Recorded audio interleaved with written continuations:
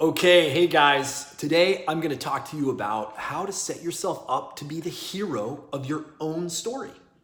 It's going to be a little bit longer than some of my other videos, probably around 9 minutes, but I promise this is going to be worth it. You don't want to miss it. So let's talk about game time and what you do to prepare yourself for your game. Now, if you're already thinking that since you don't play a sport, you don't have game time, I'm going to show you why you do. That's not the game time I'm actually talking about. The game I'm talking about is the game that you play each and every day of your life. What if you were to treat each one of them like a game that you actually wanted to prepare for to win? How would you speak to yourself? What would you say? Have you thought about it? Who are you being before game in your pregame prep? How does your morning pep talk sound today? Do you think to yourself when you wake up, ugh, another day. I need another 10 minutes before I start the grind all over again. Roll over, snooze. What if your morning pep talk sounded more like the one that Al Pacino gives in Any Given Sunday or Kurt Russell gives from the movie Miracle? And if you haven't heard of these, do a quick YouTube search and watch them. They're unbelievably inspiring. What if your pep talk centered you, grounded you, reminded you to access your inner confidence and courage and strength? What if it had you show up to win it and reminded you that you believe in yourself and reinforced that you don't just think you can, you know you can? Remember, you are your own best coach. You are your own best motivator. And speaking to yourself this way over time can make a massive difference. I call it setting an intention. And it's really your pregame pep talk. Here's the thing, you're probably already doing it.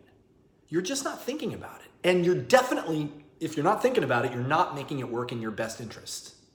Do you know how before you go away on vacation, you have an upcoming event or a presentation or a meeting or a sales call, or before you have a difficult conversation with your spouse or your kid's teacher, you probably have some sort of a picture in your head about how you want it to go.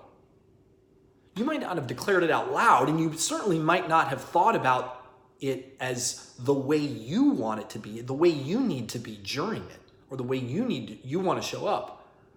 But we've all had expectations about how we want things to go, right? A lot of the time, those thoughts, without intentionality, they're filled with fear, scarcity, dread. Like you're headed out to slay a monster and you're significantly underprepared and you're probably going to lose, fail, or fall short. And here's where declaring to yourself your intention becomes so powerful, as it has you taking responsibility for the way you want to be, how you want to be with yourself, with others, and how you are going to be so that it goes exactly the way you want it to go.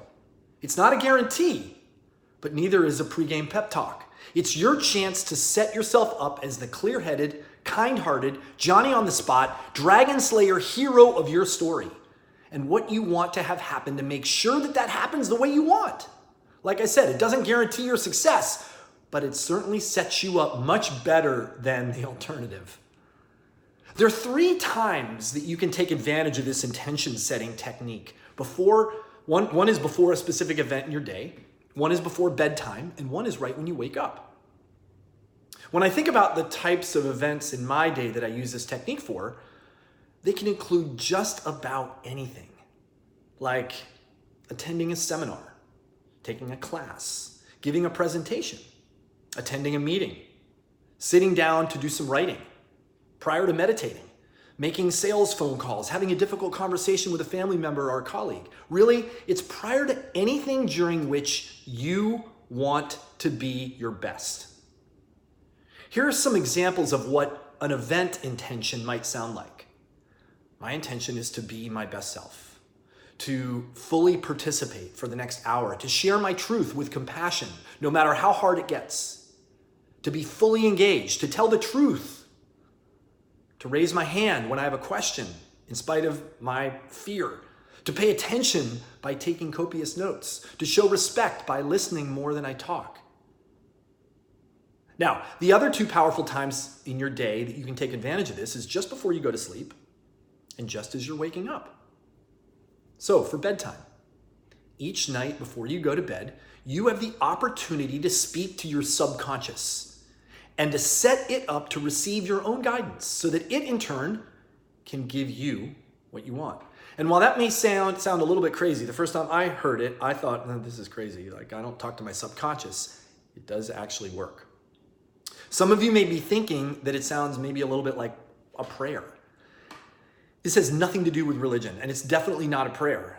Not that those are bad or wrong or good, it's just different. It's an opportunity for you to decide how you want to be as you sleep. What is your intention during sleep? You get a chance to tell yourself, to think about it in advance, and then to communicate it directly so you can hear yourself saying it, whether it's out loud, in writing, or just in your head. It might take a leap of faith to be willing to give it a try because it seems a little bit hokey and airy-fairy. But trust me, after a little bit of practice, it can make a big difference. So I use the following questions as a guide to help me think about how to create my intentions. So here they are. First of all, how do you want to sleep? What state do you want to be in? What do you want to have happen while your mind and body are asleep and recovering? Is there anything specific you want your subconscious to think about, to consider, to handle while you're sleeping? How do you want to be when you wake up? So here's an example of a possible bedtime intention. My intention is to fall asleep quickly and to sleep soundly, to let go of any judgment, imbalance, upset, or disturbance that might be in the way of that, to let go of all the day's stress so that I sleep soundly. My mind and body are at peace and in harmony and alignment. My intention is to recover, rejuvenate, replenish, and then to wake up refreshed. See, it's really simple. So finally, let's talk about setting a wake-up intention. This one is simple, to set the tone for game day, to pull yourself out of any muck you may find yourself thinking or feeling when you first wake up, anything other than being excited and powerful for your upcoming day at hand. Remember, every day of your life is literally the first day of the rest of your life. How do you want to live today, this first day? Do you want to take advantage of it as an opportunity? Or do you just want to survive and barely just make it, let it slip by? Think about how first days of anything new feel. They're filled with wonder, curiosity, excitement, energy.